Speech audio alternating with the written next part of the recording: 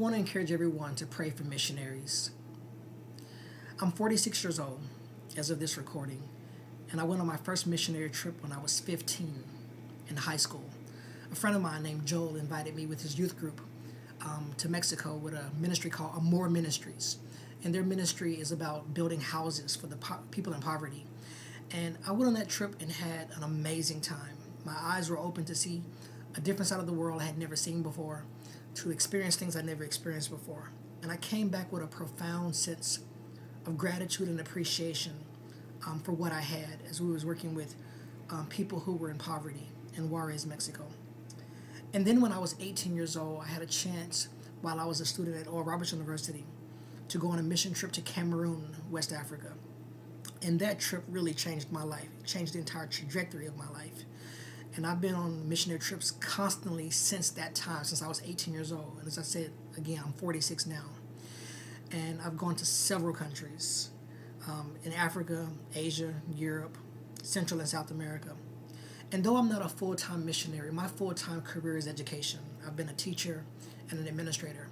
But I spent a lot of time on the mission field, weeks and months at a time, overseas, preaching the gospel into places where the gospel has not yet been preached, or supporting people who are already on the mission field, teaching in Bible schools, humanitarian efforts, medical missions, all different kinds, evangelistic crusades, you name it.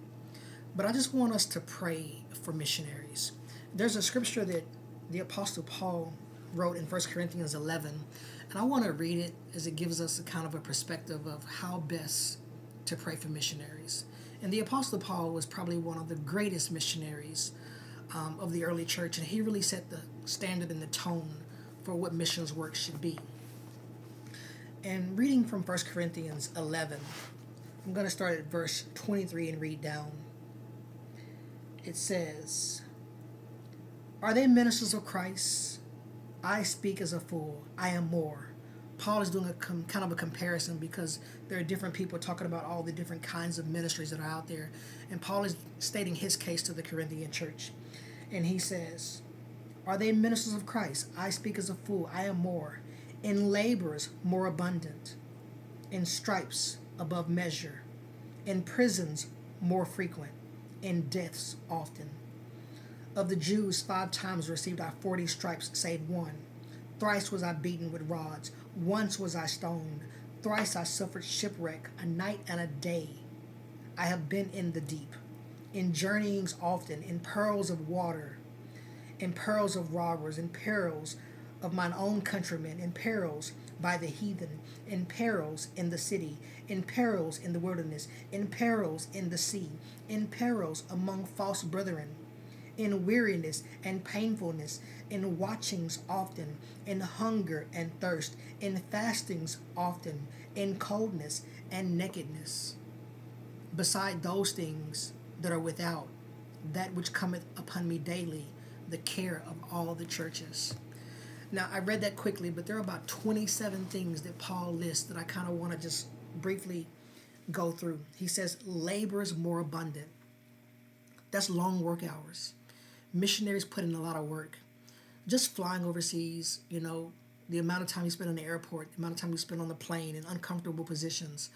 I've slept in airports. I've slept in an airport for 2 or 3 days once when a plane was stranded in France. I've had long layovers, 7, 8, 10 hours at a time. Very uncomfortable positions. Sometimes when you land in a certain country, just getting from the point of the airport to the actual village that you're going to reach takes a long time. On one particular trip, I went to Ghana, flying from Dallas, where I live, to Ghana. That took about 24 hours in total plane trips. But once I landed, then we had to rent a car or a vehicle to drive 4 to 5 hours on bumpy roads that are not smooth, lots of potholes, just to get into a remote village. And even then, we had to go by foot even further into certain areas where cars couldn't take you. And those journeys take a lot out of you because you spend lots of hours just getting to the destination that you're trying to get to. In some places you can't even get to by plane. Some places you may go on foot. Like I've been into the mountains, even in Ecuador. I may have flown to Ecuador, but then we had to take what we call a pecky pecky, which is a little boat across the Amazon and then go up into the mountains where the people are. And so a lot of these trips take a lot out of you because they're long. They're long and laborious. So long hours. A lot of missionaries are sleepless. They're tired because of the amount of work that goes into just getting to their destination or getting to the villages and the remote places where people are. Stripes above measure. That's unbearable physical afflictions, stripes, things that just happen to your body as you're going. I've gotten malaria. I've gotten different sicknesses overseas. Things that you eat that don't sit well with you. Things that you drink that can cause sickness to you. The Bible does say if you eat anything, it will not harm you, it will not hurt you, it will not kill you. But I've eaten some things that have made me sick. I've taken different shots and different pills and precautions, and tried to use wisdom. But sometimes your body just doesn't react to the food or the culture, or even just the way that some people may wash their food, depending on the way we are used to washing our food, and our body just isn't used to or being accustomed to the germs of another place. And so just praying for missionaries as it relates to the amount of stripes that they can receive. And sometimes it's just actual abuse, being under attack physically, being beat up. I've been in that situation where you're just harassed and physically mistreated because you're coming into a territory that you're not necessarily being welcomed into right away. And so you can go through physical harassment and physical attacks. Then he says prisons more frequent. That could be political harassment. I was in Cameroon and was detained by the police for hours, just because they wanted to know why I was there. They were questioning while I was there. And though I was there on missionary work, they found that hard to believe, because I was clearly a foreigner. I clearly wasn't from there. But being harassed by the police, having to sit in a prison. I wasn't necessarily locked up in my case, but I've been detained at police stations several times, just because of doing missionary work. Deaths, often near death experiences. People who do missionary work, some people die on the mission field. They're martyrs. They literally give their lives for the cause of Christ. But many people are beaten within inches of their life, and they survive. And they have these encounters. Like I said, I've had sicknesses myself that have put me at death's door that I've been able to medically recover from. But deaths often is one of the things Paul had to endure as he did his missionary journey. So we need to pray for missionaries because they're facing death, many of them, every single day of their lives, especially if they're in countries that are very hostile to the preaching of the gospel. 40 stripes save one. Paul talked about how he got all these stripes, and just to re-echo being beat down. 40 stripes save one.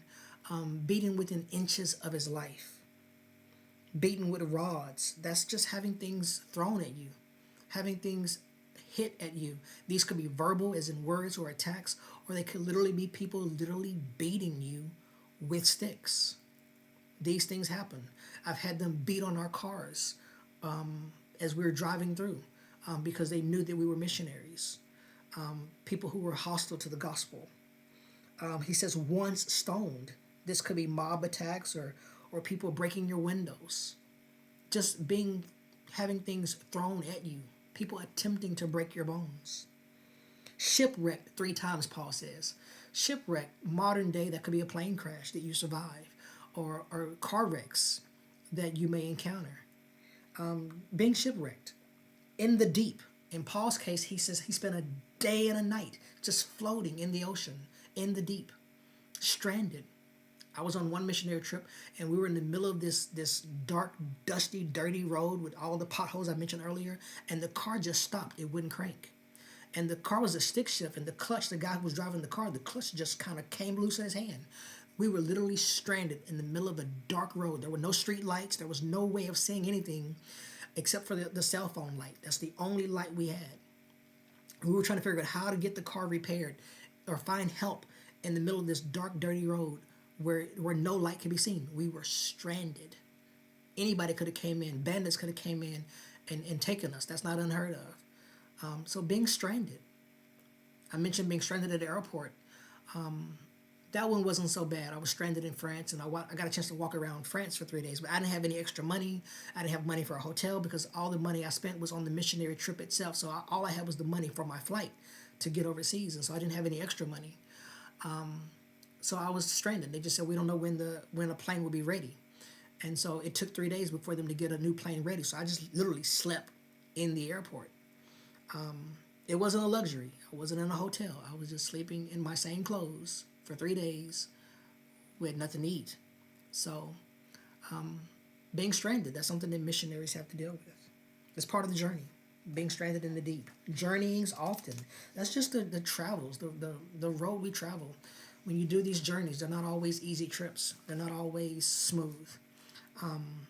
Sometimes trips get taken a different way. One time we went on a missionary trip with a church group, and they denied one young lady entrance into the flight, and so my whole team, they went on a separate flight, and I stayed with the young girl because she was younger and her parents had trusted her to be able to go on the trip with us. And so I was making sure she was okay. I promised her parents that I would make sure she'd get there safely. And so when she was denied entry, then we had to figure out a way to get there together. We wound up meeting our team on a separate flight, but for whatever reason we weren't able to catch that same flight because they denied her access. There was some issues with documents and things, but there are different ways that we just find ourselves stranded, and the journeys are not always smooth and not always an easy path. Pearls of water. Paul was in danger. In pearls, pearls means dangers, dangers of waters. That could be things that we drink, or it's just the waters we cross over. Anytime we're flying in a plane, we're crossing over an ocean, and that's just dangerous. A lot of planes come up missing, and most of us fly often, so we don't really concern ourselves about that. But when you fly overseas a lot, you're very conscious that you're flying over the ocean. Pearls of robbers. This could be people robbing you personally. We've had that. Leaving things in vehicles and things get taken from you. People have stolen from our churches. I've had speakers stolen from our church, microphones stolen from our church. Just when people just take advantage of you or they try and rob you. I had one missionary trip I was on. The lady told me, always keep your wallet in your front pocket because people would pickpocket you. And so from that trip, I've always kept my wallet in my front pocket so no one could pickpocket my back pocket. But we've had situations like that where on missionary trips, people have had their cameras stolen, they've had their wallets taken, they've had their passports taken. Theft is a real thing. It's a danger when you're on the mission field. Pearls in the city. There's just all kinds of things going on. Drug deals, muggings, robberies, all kinds of things can just happen when you're just in a foreign place. Pearls in the wilderness. There's just dangers of being in a foreign land.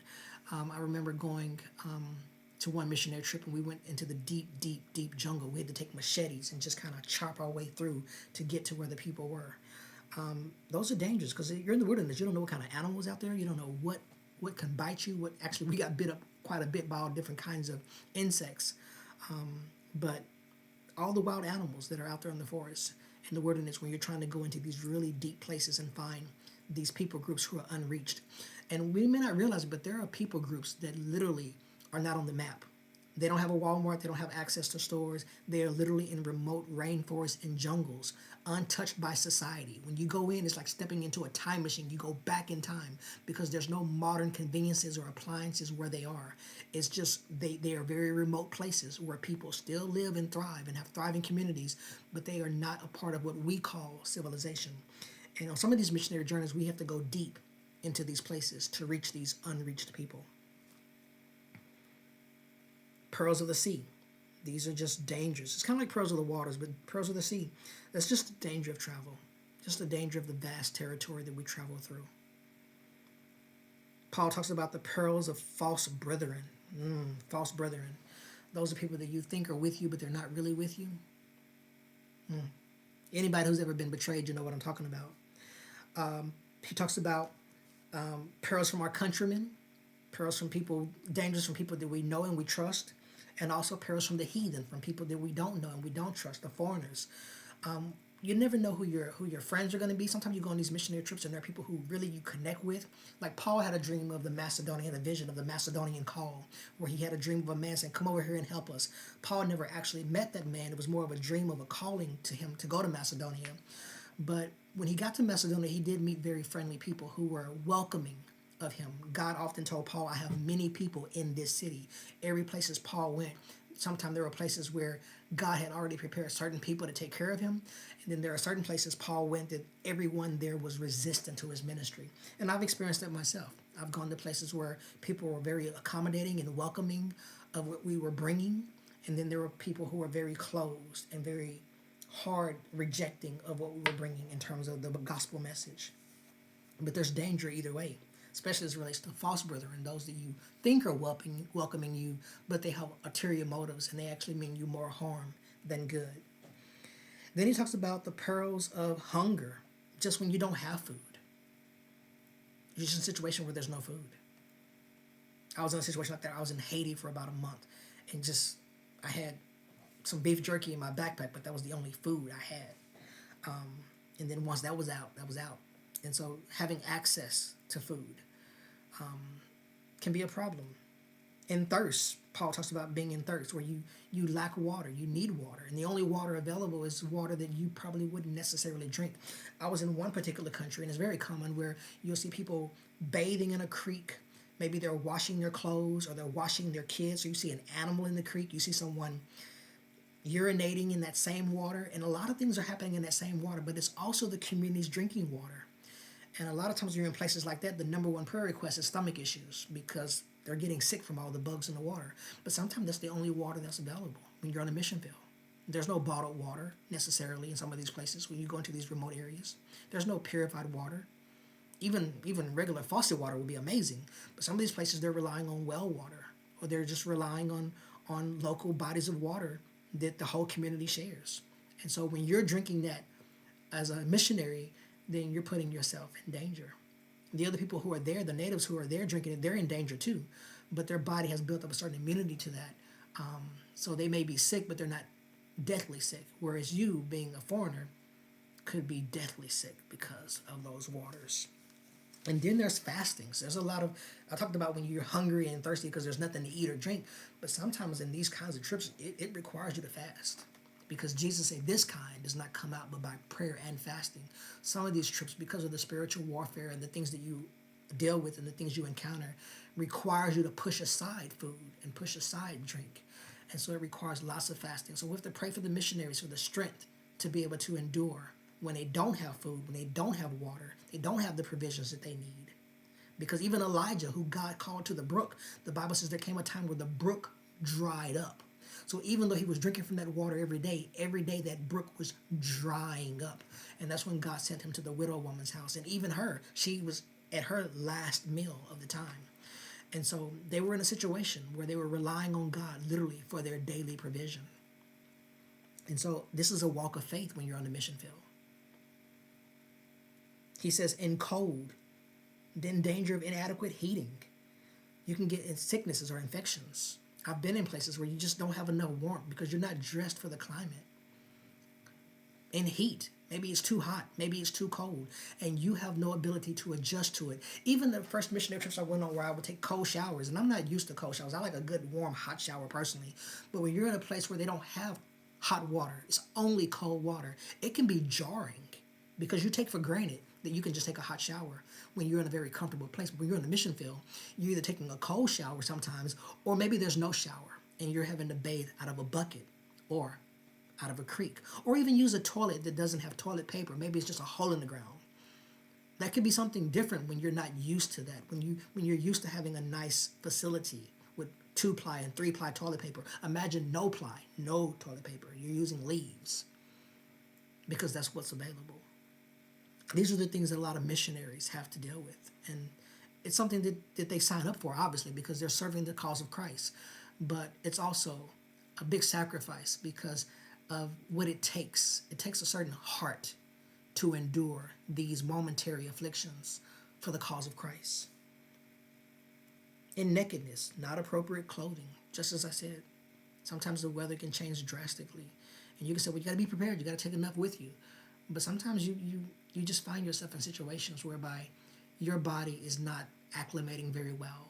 Maybe the temperature, the air is too thin. Matter of fact, when I go to Africa, like I grew up with asthma, and so breathing has been a hard thing for me. But when I go to certain countries in Africa, my breathing is amazingly good. It's amazingly clear. So I actually breathe better overseas. But there are some people who may go overseas and they find that their breathing is more laborious. It's a struggle because their body is just not acclimated to it.